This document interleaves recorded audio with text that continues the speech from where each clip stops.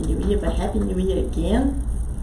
And this lecture is very simple. It's an election of inspiration to help us to start this new year with positive thoughts, understanding that challenges will come, but when they come, we will be well prepared to face it.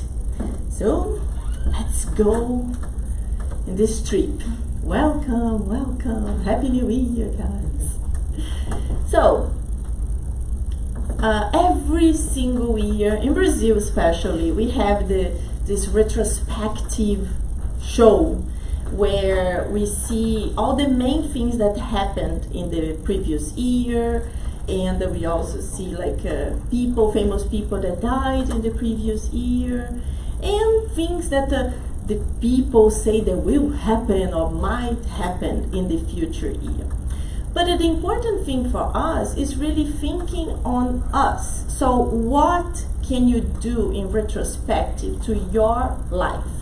What have you done in 2019 that was positive? And what have you done that was kind of more or less? And what have you done that was a mistake? So it's important for us to reflect on it. So we should revisit, reflect, and understand all the situations and persons we encounter, understanding the problems and the errors, and thinking about the problems. Were they solved? They are not solved?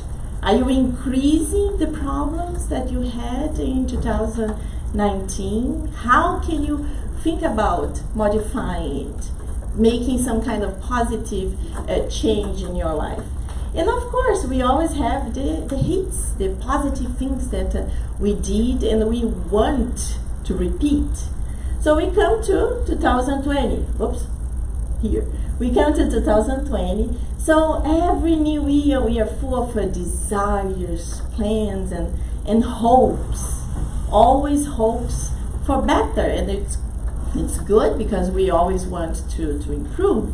But we have to think about the situations from the past, the persons from the past also, and also imagine new situations, new persons we are going to meet, and maybe new issues we are going to have, new problems, but we have to think about it in a positive way, already imagining what can I do, what can I modify to change, what can I modify to better myself. So this is very important. We are going to go through this in detail. So faith and perseverance is extremely important. So you cannot start a new year already like, oh, it's going to be worse than last year. Oh, I'm going to fail. Because this is already a bad start.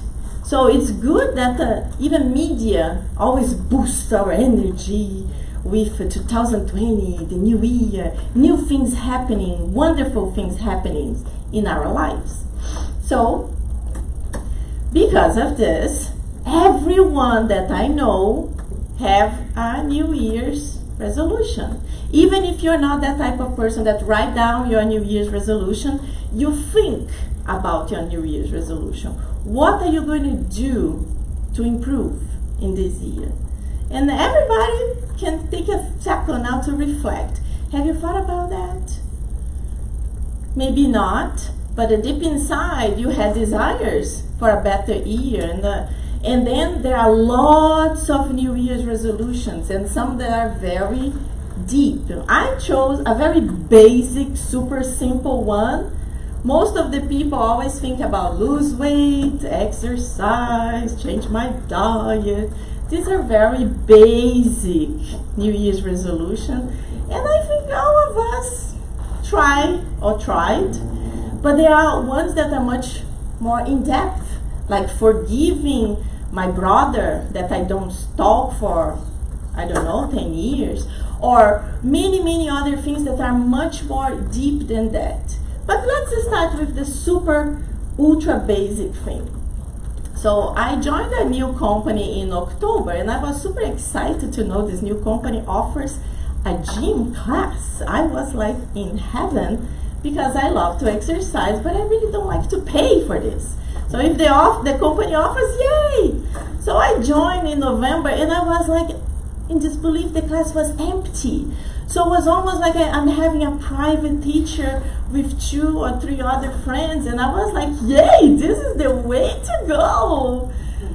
And then I returned this week, and the class was like this. You cannot even open your arms. You have to like, okay, I'm not going to hit you. Okay, oh my God, what am I going to do? Let's just do like that. Because of this. The New Year's resolution in January. Everybody's super excited. Yes, I'm going to lose those 20 pounds. But then when February, March, April, you're like, I don't need to lose 20 pounds. Just 10 is fine. And then in June, you're like, it's so difficult to go to the gym every week. Maybe I go once a month. And then soon you are like this. The gym becomes this. Becomes so terrible that even the teacher is not there anymore. No, it's a TV screen. So this is the New Year's resolution to most of the people. You start so well, and then it's not even the middle of the year. You are already going downhill. And we are talking about gym. Imagine about the other New Year's resolution that I said are much tougher. So this is something that we have to reflect. And this is extremely important. If we don't have perseverance to go to the gym or to start a diet or to control our mouths or whatever is your difficulty, how you are going to improve in the resolutions that are very, very difficult. So we have always to start with the basic so we can start going up and up and up. So we can start building up our strength to be able to do something more difficult. So we need perseverance, strong will, and of course, hard work. We can't be praying to God to help me to be healthy so I can go to the gym. But then I'm perfectly healthy and I'm like, today I'm kind of lazy. It's not going to work. So we really have to have these 3 and many, many others in order to build up our strength and complete our basic resolutions, advancing to the more difficult ones. And then this is another question. How will be the new year? So everybody wishes everybody Happy New Year, Happy New Year. And of course we all want a happy new year. Understand we are all different. So whatever is happiness to one might not be happiness to another person. And what is this level of happiness that we are trying to also achieve on Earth?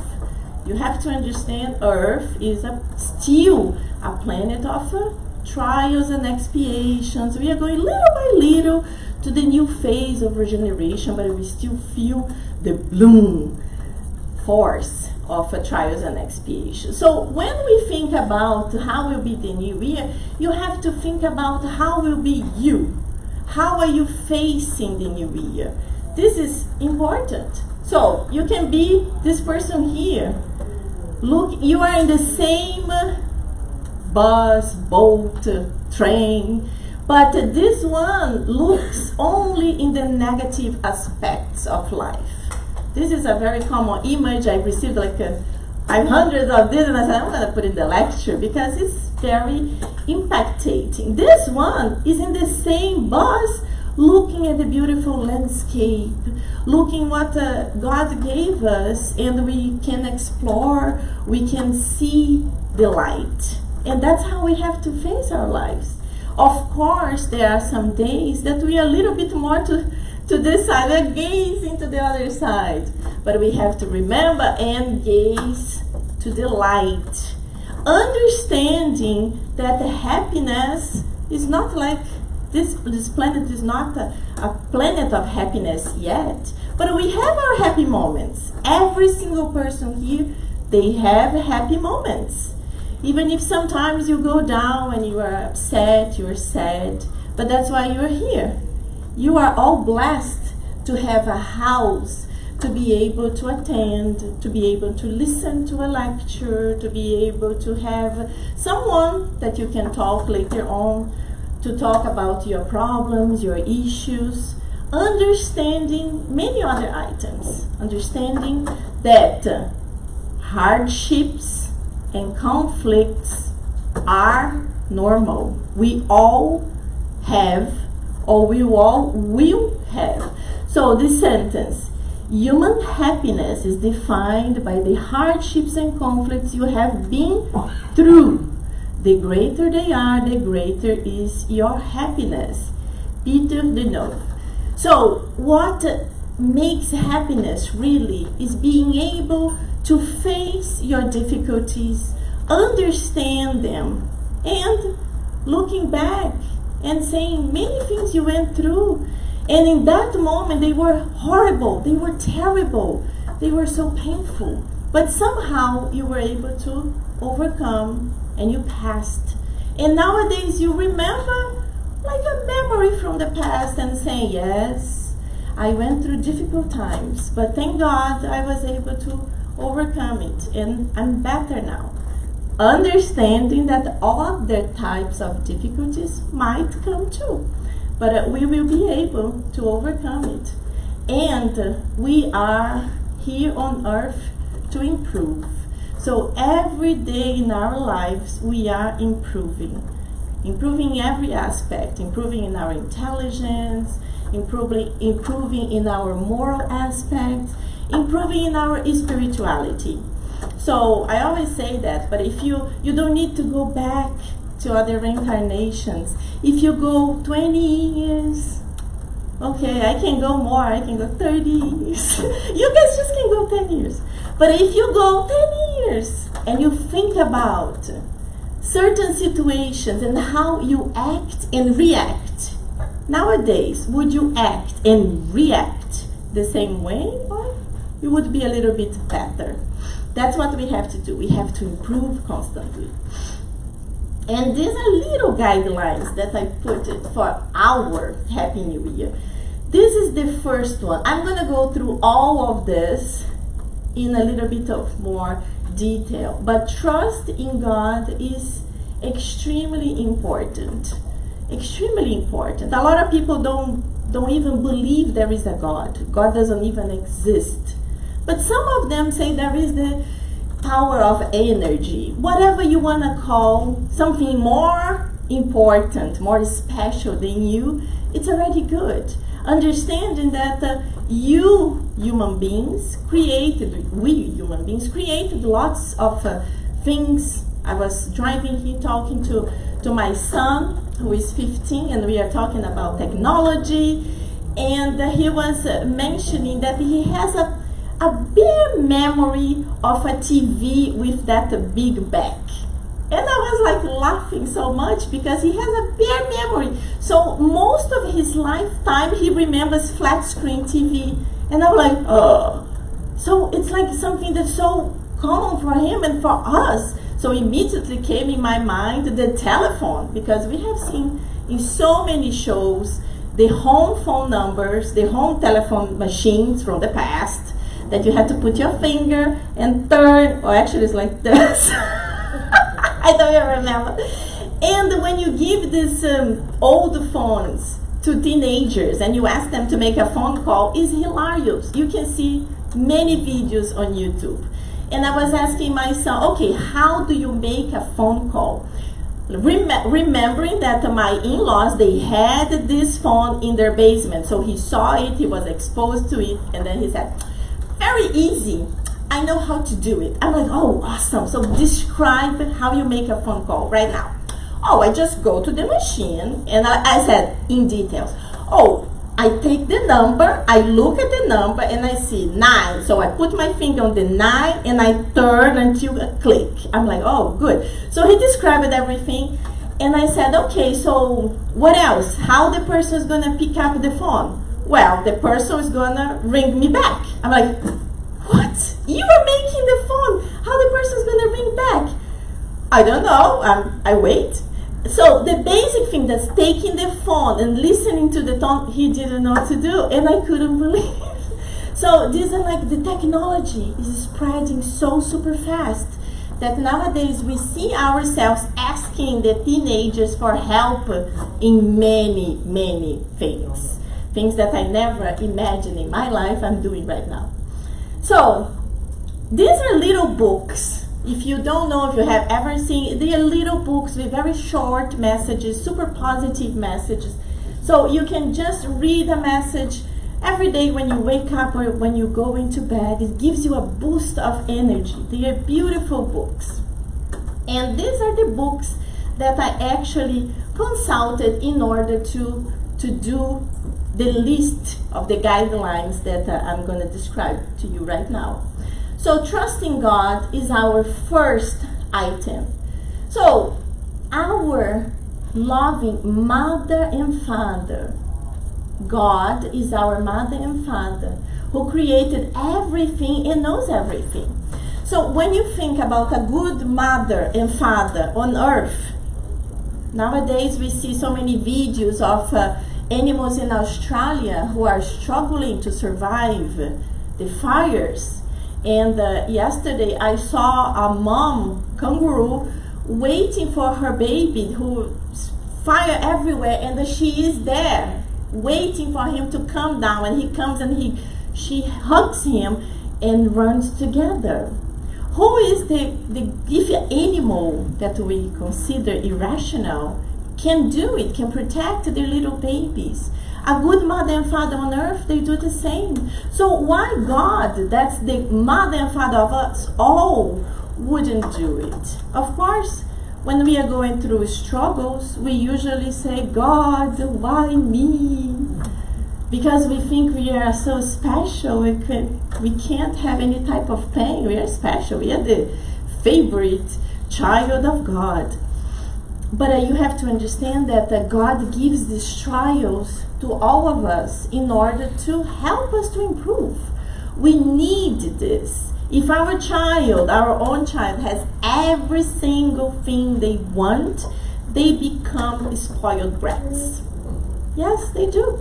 If they don't understand to receive a no and respect the mother and father, that's a problem. So God does the same thing to us. It's difficult because sometimes we say, oh, this is a little too much. But we have to understand that we are immortal spirits. This is one reincarnation. We had so many and we will have so many extras. So everything is for our improvement. And here, trust in yourself. Look at this kitty cat. And he sees himself as a lion. And that's how we have to see ourselves many times. We have to see ourselves when we are facing a struggle, we are facing something very difficult. We have to think, yes, I can. I love this sentence. Yes, I can. Yes, I can. If you don't think like that, who is going to think like that for you? Yes, probably your mother. She's going to be, yeah, baby, you can do it. Don't worry. But if you don't think like that yourself, that's very difficult. So think of yourself as the little cat that sees himself as a lion.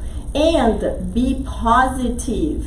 Quit your bad behaviors and create good ones. These are the very simple aspects that we have to start. Be positive. Remember, oh, I did this last year. Last year I did this and the result was not good. So quit this and create a good one. Improve yourself. Change. This is very important. The other one is know thyself. So in the Spirit's book, question 919, we have, how can we, the question is much longer, I'm just summarizing. How can we morally improve in the present life and resist the attraction of evil? Who answers this is the Spirit of St. Augustine. Long answer, but summarizing is, at the close of each day, I examine my conscience, reviewing all that I had done, and ask myself whether I had not failed some duty, whether someone might not have reason to complain of me. So his answer is hard for us. Like when you see one might not have reason to complain of me, you're already like, whew, that's impossible. Because even Jesus, the perfect Spirit who came to earth, not everyone accepted, understood. Imagine us. But it doesn't matter. It doesn't matter. What matters is this. You have to examine your conscience. What you did that day, was it positive? If you did something that you were thinking, oh, phew, maybe it was not very good, reflect about it and take actions. Take actions. Be proactive. Ask for forgiveness. Start saying, I'm sorry. I messed up. Let's start again. This is a very good point that we should do. So reflecting on our faults and correcting our imperfections. We think we are perfect. Oh, I'm the best person in the universe. I smile to everyone. Oh. And then my son tells me, oh, you are so different in the house. You are always complaining. You are this, you are that. I'm like, well, in the house, I am your mom 100%. And he's like, oh, I prefer the girl that goes to the Spirit Center. Who are mothers and fathers? They understand that sometimes it's not easy to deal with your kids. They are adorable, they are cute. My son loves to kiss me and hug me when he wants something. But you are the responsible person when you say, no, honey, sorry, you can't have that. And oh, why? Well, why? Because of this. They need to build up this understanding of responsibilities too. So if we are not the ones who are going to give them, life will give it. And when my son started complaining about waking up or whatever, I said, listen, you are still lucky that you are waking up to go to a Spirit Center. Imagine how many kids younger than you have to wake up to work and survive because their mother and father need it. What? Your mother and... Can you hear me? Well, my voice is strong enough anyway. So this is very important for us to help our kids to build up. So that when they become adults, this will be already in their minds. Then we move on and we come to number 4. Seek and you will find. This you can find in the Gospel 25, items 1 and 2. If you help yourself, then heaven will come to your aid. So this is what I just mentioned in the beginning. You know, you were there, you need a job, and you are praying to God to help you to get a job. Please, God, help me. And the guardian angel is working, everybody's working, but you didn't even create a new resume. So how can you get a job? Your guardian angel is like, create the resume, send it out, call a friend. But you are like, oh, God is not helping me. You have to do your part. You have to work in any aspects. Then you're going to be progressing, and you progress also in intelligence. Many times when we are searching for a job and we are not getting it, it's so difficult. We are forced to diversify. You are forced to think about other jobs that I might qualify as well. And then you go to the job interview and you're like super ultra scared.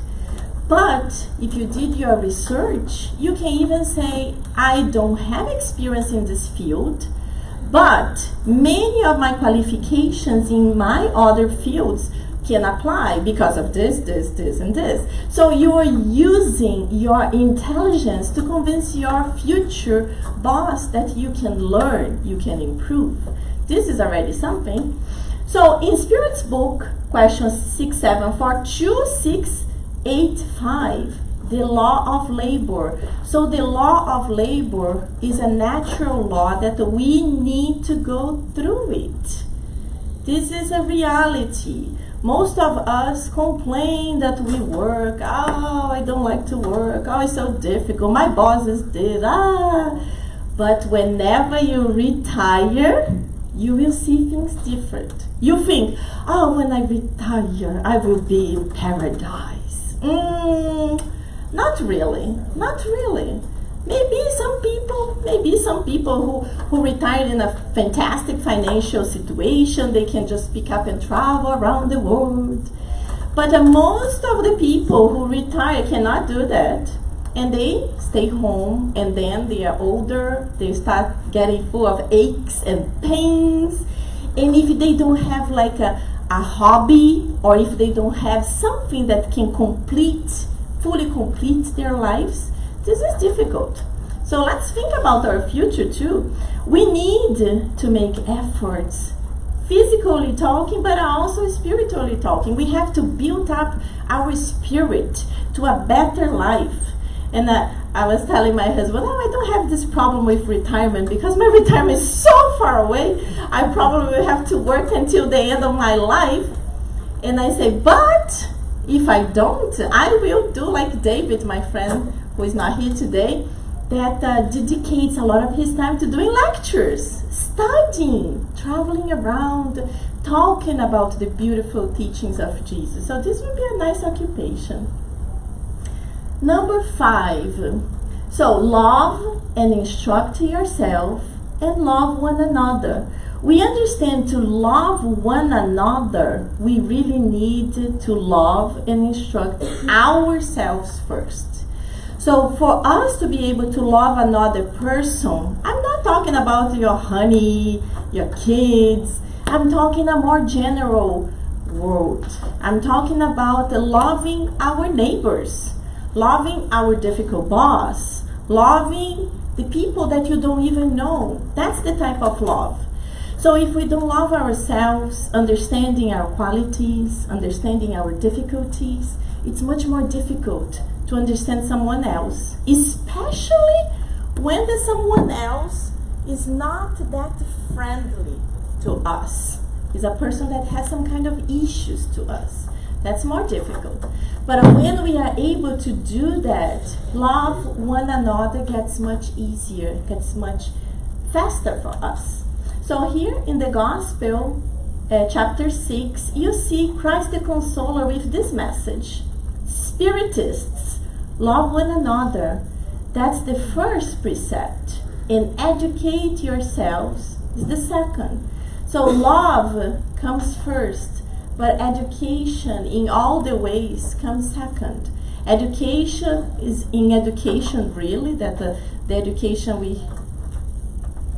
Oh, I'm stepping on it? Yeah. Oh my God, I feel this microphone is too here, so I have... It's like this. So we have to educate ourselves in every sense, in the moral, in the spiritual, and when we are able to educate ourselves, then love one another becomes so much easier because we comprehend everything. When someone is doing a mistake, we see that person as our brother, as our sister, as our kid that might be doing the same thing, and we have this forgiveness and this love within us in a much easier way. Then shine your light. So we all have a light. We all have a light. And recently I took my vacation time to start rereading the beautiful collection of André Luiz. You know, I start rereading the Nosso Lar, the Astral City, and I'm finishing The Messengers, the second book. The movie Nosso Lar was fantastic, was gorgeous, beautiful, but it can never reproduce the book because the book has so many amazing details. That's impossible. So you saw the movie, phenomenal, but please read the book. It's so much in depth. When you go to the second book of this collection, The Messengers, André Luiz is a spirit that already was able to overcome many of his vices, many of his issues of the past. And he's living in Nosso Lar, but now he wants to help more, he wants to learn more. So he is invited to go to different colonies in order to help. Then he's traveling towards the earth. So he's going to go to the lower zones He's traveling with Aniceto, is his guide, and a friend, Vincent, who is also a doctor. And when they are leaving Nossulá, they are approaching Nova Redenção, the name of the colony. I'm having issues with this microphone. Then, when they arrive there, they didn't even arrive yet. They look at themselves, and when they look at themselves, they see their full body is irradiating light, beautiful light. The light they had only seen in others. They never imagined they could have it. So they are irradiating their own light. And then Aniceto tells them, it's because you both already achieved to a certain level of love and understanding the pain of the others. So now you are producing your own light. And one day we will do the same. But we have to work on improving our moral values, irradiating good thoughts, and working in good actions. One thing is to think good, to send good, positive vibrations to people. Another thing is actually doing it. Doing something that's positive and help others, not just your family members, but others. And be the good example. This is also very important to the ones who have kids. The kids, they will imitate whatever you're doing, whatever you are saying. Love and charity, very connected to shine your light. Love and charity. In the gospel, we have the example of the good person. The good person is always good, humane, benevolent with everyone without distinction. Always good. We have our moments of goodness. Yes, one day we are really good, one day we are awesome. People are like, whoa, bragging about us. Then the next day we have an issue like, you become what you were in your 10 years ago or your 20 years ago. And this is we have to work on this constantly so we can really fully improve. And we have to try to practice charity as Jesus defined. Benevolence to all, indulgence with others' imperfections, and forgiveness to the offenses. Nowadays, when we think about the charity, we immediately think about giving things to other people, helping other people. It's also wonderful. It is wonderful because there are so many people that need. But giving a good word, giving a good thought, forgiving that person that's fighting with you constantly. This is the charity that Jesus told us that we need to achieve, and this is the more difficult one. And disappearance of materialism. Usually materialism is very connected to science, unfortunately. But here has in Spirit's book 147, the question is, why those who study moral sciences are so apt to fall into materialism? The spirits give the answer. Human pride fancies knowing everything and refuses to admit that there are things that transcend human intelligence. So our scientists, they are still stuck in this thing that they can see, they can prove. If they cannot see, they can't. But one day they will fully understand. We already achieved to a point that are many scientists who are already achieving. Many scientists that they reach to a point they say, I cannot see, I cannot prove, but I believe there is something bigger than that. So one day all will be saying that. We are going there slowly, but constantly we are going. And the main point for us, that's most of us, I hope, all of us, understand eternal life. So, again, Spirit's book 153. In what sense should we understand eternal life? The life of the Spirit is eternal. The Spirit is eternal. The Spirit. This body is not eternal.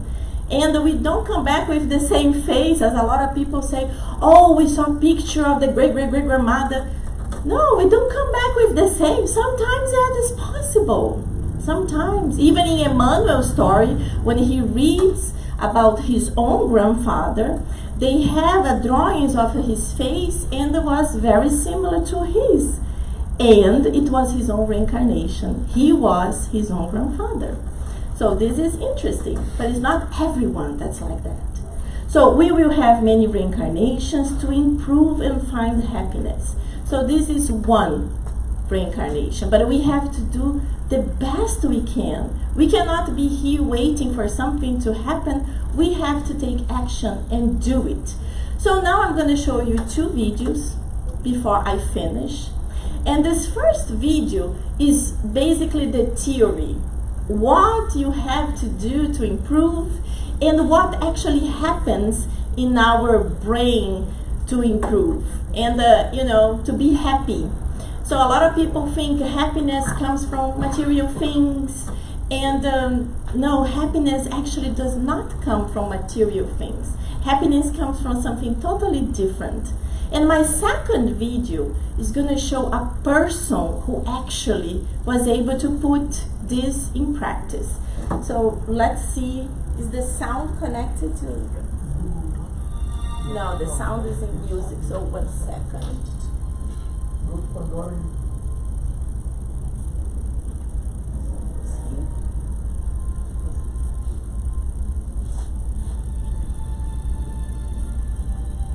Is this the music? Yeah. You go to Pandora. Oh, Pandora. It's in there on the... Where is Pandora? Explorer? It should be Google? Yeah, on Google. Okay, maybe here. Oh, this. I'll sit right here. Good.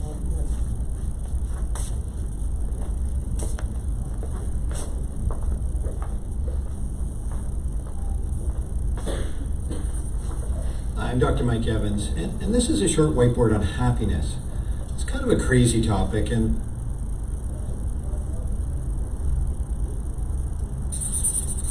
I'm Dr. Mike Evans, and this is a short whiteboard on happiness. It's kind of a crazy topic, and the philosopher in me feels the more we try and make it a formula, the farther away we'll get. It's also likely we all have different meanings for happiness: pleasure, being engaged, life satisfaction. In medicine, we call it subjective well-being, with many domains: work, family, friends, spiritual, contentment, control. So I'll leave it to you to know what happiness means to you, but I do think the science of happiness comes with some useful lessons. First is, what predicts it? Well, the research points to a lot of factors, but 3 big picture players. First are your genes, your temperament or personality. Second are your life circumstances, things like wealth, where you live, health. Third are your life choices and behaviors. So of these 3 players, which is the most important? Dr. Sonia Lubomirsky, a University of California professor, has tried to answer this question. And I think she will say these are very approximate, but about half is predicted by your genes, 40% by your life choices, and only 10% by your life circumstances. So this is interesting. I mean, I do think there's a line in the sand. So for example, lifting people out of poverty would give a lasting bump in well-being. But for most, we think, if I just had that new car, higher salary, bigger house, new lover/partner, I would be so much happier. But the research says that sure, there is a boost with a new car, a new hockey stick, a new marriage. But after time, so with a car, this might be a few months, and the generally accepted time with a marriage is about 2 years. The new becomes the norm, and our happiness quotient drops back to what it was. The fancy name for this is hedonic adaptation. But perhaps the observation is that happiness doesn't come from getting something we don't have, but rather from recognizing and appreciating what we do have, or that happiness is best pursued by extracting the most possible from the present before turning one's attention to the future. Some will call this mindfulness or living in the moment. The second big lesson is about your life choices. The good news is they are mostly in our control and overlapping. So expressing gratitude, being more forgiving, meditation and mindfulness, exercise, investing in quality relationships, kindness, altruism, and doing things for others, compassion, having good flow, where you have a kind of spontaneous joy from being fully absorbed in a task, minimizing thinking traps that make us feel bad about ourselves, All of these can work with our factory settings to increase happiness levels. And don't underestimate their effects. Let's take one, having good relationships.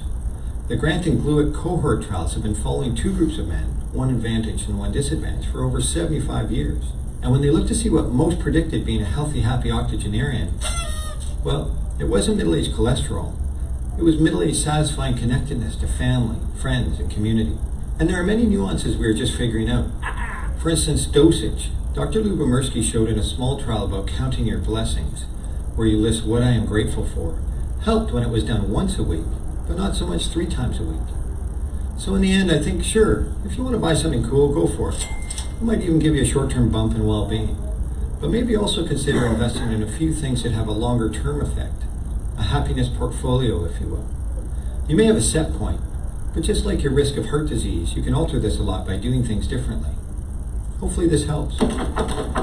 I'm grateful that you listened and watched. See? I feel better already.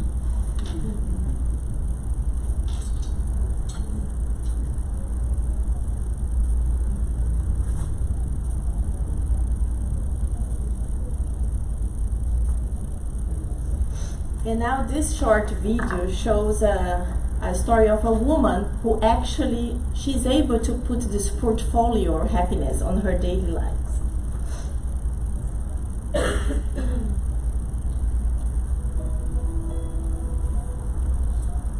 Let me tell you a little bit about what's going on. These surveys that we It's very low, can you hear? they're designed to measure basically how happy you are. You scored a perfect score. Happy. Anybody that we've given this test to since we've been doing this, it's really quite remarkable. I think we're all anxious to know, why do you think that is? Well, I'll give you a very brief little summary of what I do every morning when I wake up. I wake up and I say, this day I choose to be happy, well, and complete. That's first. I thank God for letting me get up. Then I thank God for the fact that I have running water, I have toilet, I have soap, I have toothpaste. There are people in the world who don't have any of those things. And for food. Because sometimes we get them, I don't think I can make it today, I don't think I'm going to. But we have to realize that we are truly blessed. Then I thank God for peace in my house. I have a peaceful house and I meditate. And then after I meditate and have my prayer, I just say, okay, God, how may I serve you today and who can I help today? And finally, I watch cartoons. And when I watch the cartoons, I wait for the answers I just ask. And that's a very happy, beautiful day for me. Because I don't have any, cartoons never have a problem. There's always an end to it, right? Something good happens at the end. And I have several cartoons that I watch until my day begins. And so therefore, I don't have an attitude. I'm glad to be here. I think you just told us in 2 minutes more than any of the studies we've looked over have. So I'd really like to thank you for coming in today and just generally doing fantastic work for helping out the children that you do and for having a fantastic attitude. Thank you so much for coming in. It's my pleasure. You should watch cartoons. I do. Oh, good. What's your favorite? Oh, my favorite is Clifford the Red Dog. Clifford the Big Red Dog, Adventure Time for me. You should check it out. It's great. So thinking, so silent.